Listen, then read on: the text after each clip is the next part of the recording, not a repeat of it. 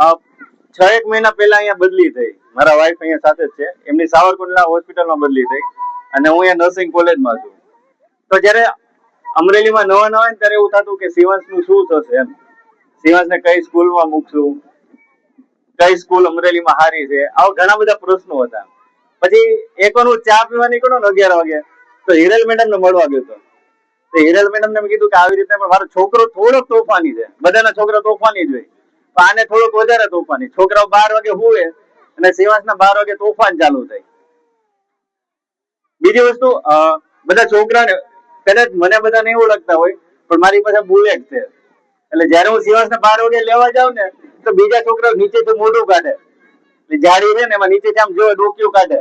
પછી સિવાંશ કે સિવાંશ તેરે પપ્પા આયે, તેરે પપ્પા આયે. એટલે સિવાંશને મેસેજ એના ક્લાસમેટ આપે, આ ખુશી છે, પછી નેલા છે, એ બધા આમ ડોકું કાઢે. એટલે એક અમે વચ્ચે બુલેટ એકવાર સર્વિસમાં આપ્યું હતું ને, તો 2 દિવસ કોઈ ડોકું ન કાઢ્યું. કે સિવાંશના પપ્પા આયે નહીં, સિવાંશના પપ્પા આયે નહીં.